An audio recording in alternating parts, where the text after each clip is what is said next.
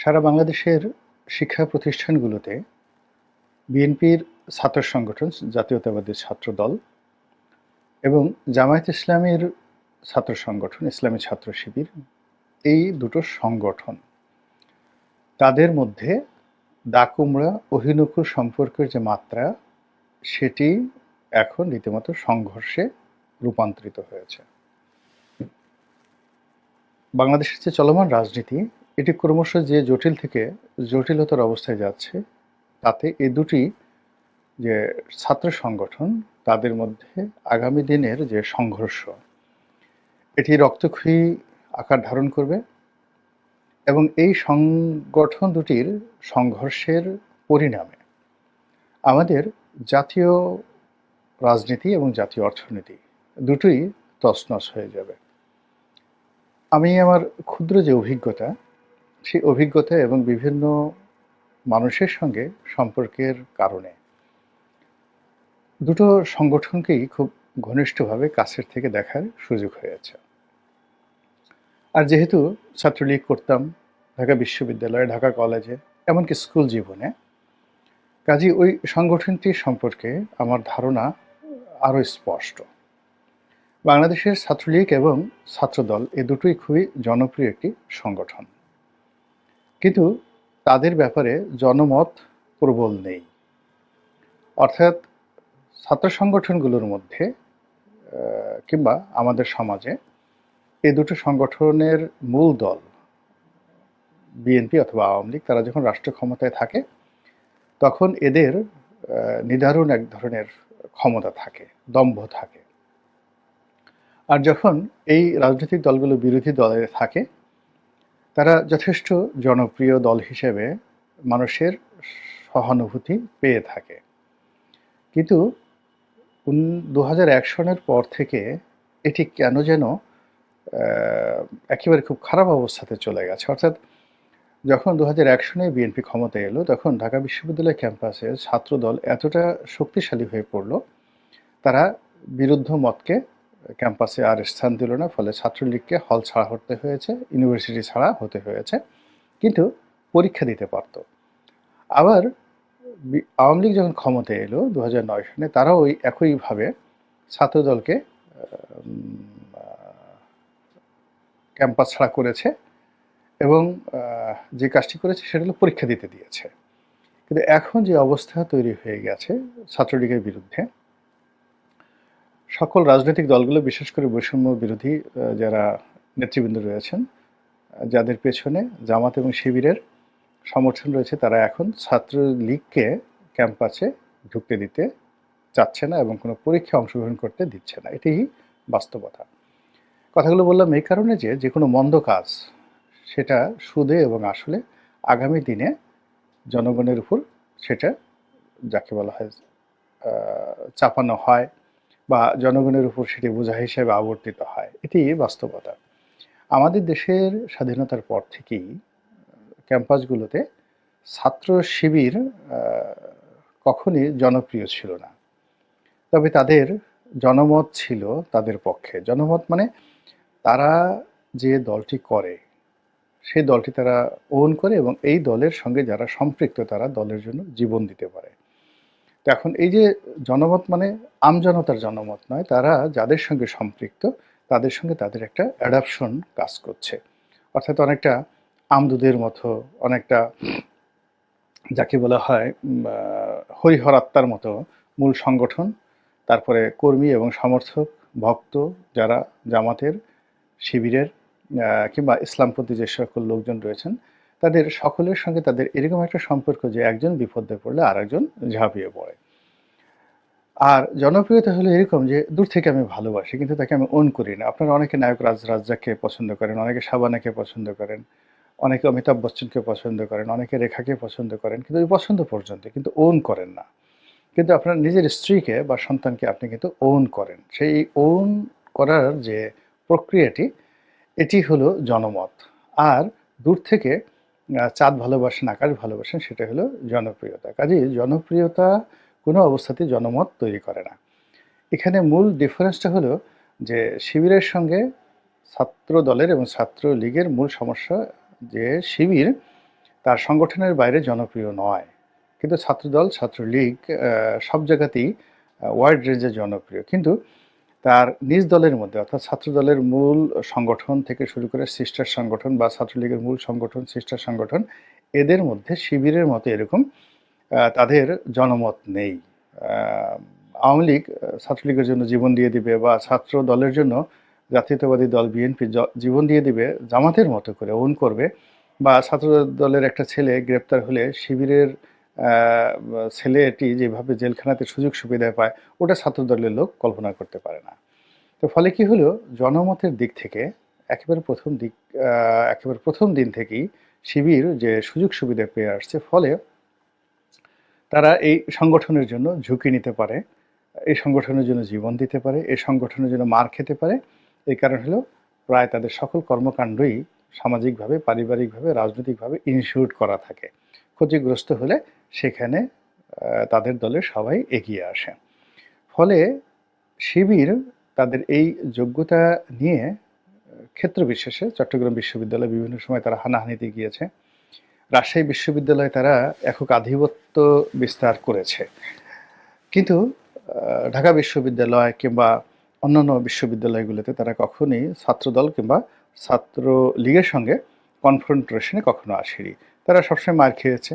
মার খেতে গিয়ে কখনো ছাত্রদলের হাতে মার খেয়েছে, তারপরে ছাত্রলীগের হাতে মার খেয়েছে, অথবা দুই দল একত্র হয়ে শিবির পিটিয়েছে। এবং শিবির পিটানো ঢাকা বিশ্ববিদ্যালয়ে একটা যাকে বলা হয় স্টাইলে পরিণত হয়েছিল।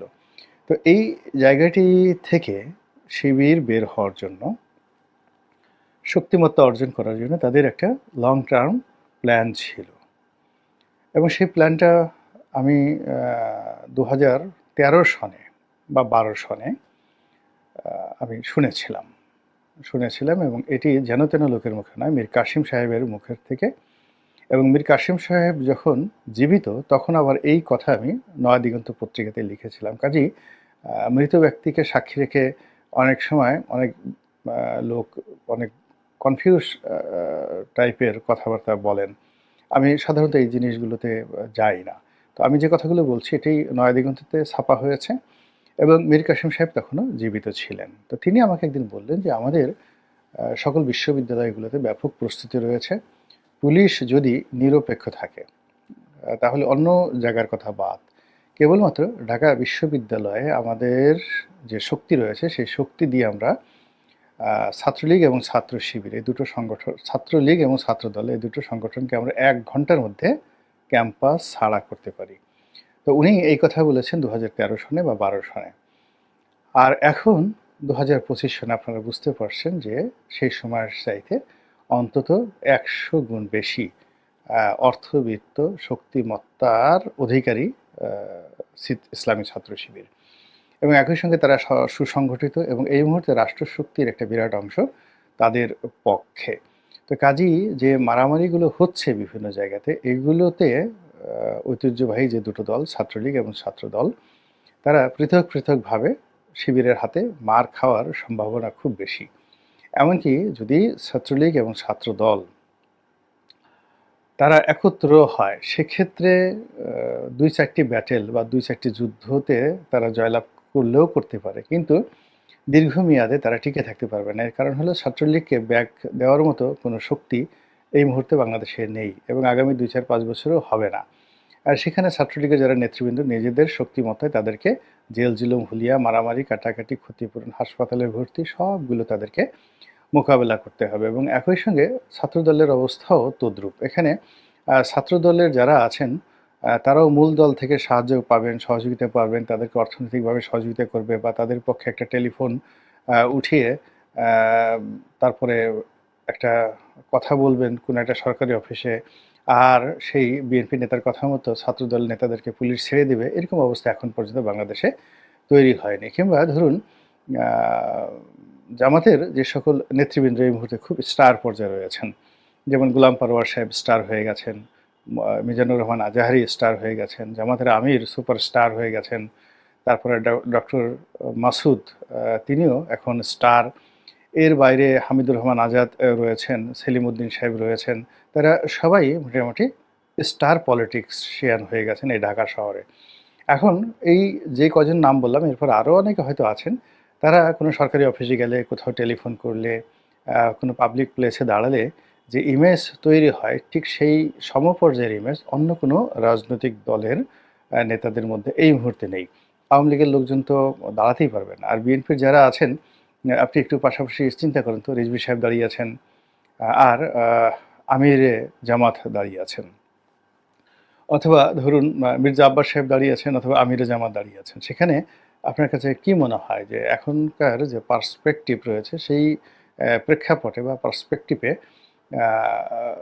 কার দিকে আপনার দৃষ্টি নিবদ্ধ হবে, বা মাইক নিয়ে কার কথা শোনার জন্য লোকজন এগিয়ে যাবে, এবং সাধারণ যারা জনতা কার দিকে দৃষ্টি ফেরাবে? সময় এখন যেহেতু জামাত এবং শিবিরের দিকে চলে গেছে, ফলেই তাদের সঙ্গে যদি আপনাকে সংঘাত করতে হয়, তাহলে আপনাকে ম্যাটিকুলাসলি, যেটা ডক্টর মোহাম্মদ ইউনূসের সেই বিখ্যাত কথা, ম্যাটিকুলাসলি আপনাকে প্ল্যান করতে হবে, তারপর শেষে পরিকল্পনা করতে হবে, তারপর প্রস্তুতি নিতে হবে, বিনিয়োগ করতে হবে, এবং ট্রেনিং লাগবে, যথেষ্ট লেফট রাইট করার মতো ট্রেনিং লাগবে। এখন জামাত শিবির এই গত 15 বছর ধরে দৌড়ানো, দৌড় থেকে বের হয়ে মিছিল করা, আপনি দেখুন জামাত শিবিরকে নিয়ে অনেক হাসাহাসি করতো।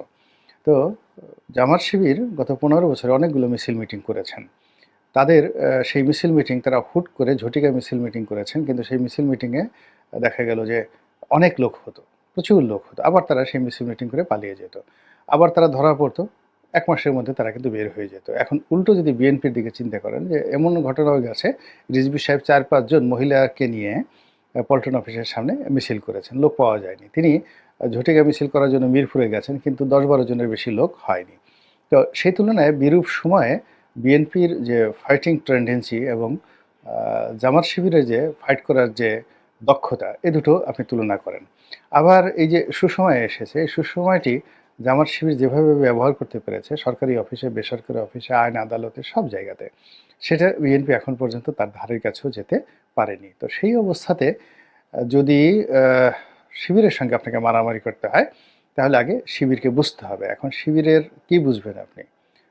শিবিরের 10% আপনি দেখতে পাবেন, 90%ও তাদের যাকে বলা হয় মুখ দেখা যায় না। বিভিন্ন অফিসে চাকরি করছে, ইউনিভার্সিটি সেকেন্ড ইয়ারে, থার্ড ইয়ারে পড়ে, কিন্তু তারা চাকরি করছে, অর্থনৈতিকভাবে স্বাবলম্বী। আর ছাত্রদলের যে ছেলেটা, সে তো সেই কাজগুলো করছে না, সে বাপের টাকা দিয়ে চলছে। তারপরে শেষে যারা দুষ্ট লোক, তারা চাঁদাবাজি করছে, ফলে এখানে তো সাম্যতা আসছে না। 2 নম্বর হলো যে তারা বিভিন্ন সংগঠনের মধ্যে, 10 থেকে 12টি সংগঠনের মধ্যে তারা ঢুকে আছে, এবং আপনি তাদেরকে দেখে বুঝতে পারবেন না যে এরা শিবিরের লোক। আপনি ঢাকা বিশ্ববিদ্যালয়ের এই যে কোটা বিরোধী আন্দোলন 2018 থেকে এখন পর্যন্ত, সেই কোটা বিরোধী আন্দোলনে জামাত শিবির ইনভেস্টমেন্ট কত? সেই তুলনায় বিএনপির ইনভেস্টমেন্ট কত? এবং যত এই যে কোটা বিরোধী নেতৃবৃন্দ রয়েছেন, তারা মানে পূবের চাঁদ পশ্চিমে উঠে গেলেও জামাতের নেতাদের সামনে মুখ তুলে কথা বলতে পারবেন না। এর কারণ হলো, অনেক নেতা রয়েছেন যাদের ঘর চালানো, সংসার চালানো, তারপরে শেষে হাসপাতালের বিল দেওয়া, এরপরে তাদের রাজনৈতিক কর্মকাণ্ড থেকে শুরু করে আরও অনেক ক্ষেত্রে জামাত এবং শিবিরের যে বিনিয়োগ রয়েছে, সেই বিনিয়োগ বাংলাদেশের অন্য কোনো রাজনৈতিক দলের নেই। তারা শুধু মুখে মুখে কথা বলেছে। এখন বিএনপির লোক বলুক তো যে আমরা অমুক অমুক লোককে এত কোটি টাকা দিয়েছি, এত লাখ টাকা দিয়েছি আন্দোলন করার জন্য, বলতে পারবে না।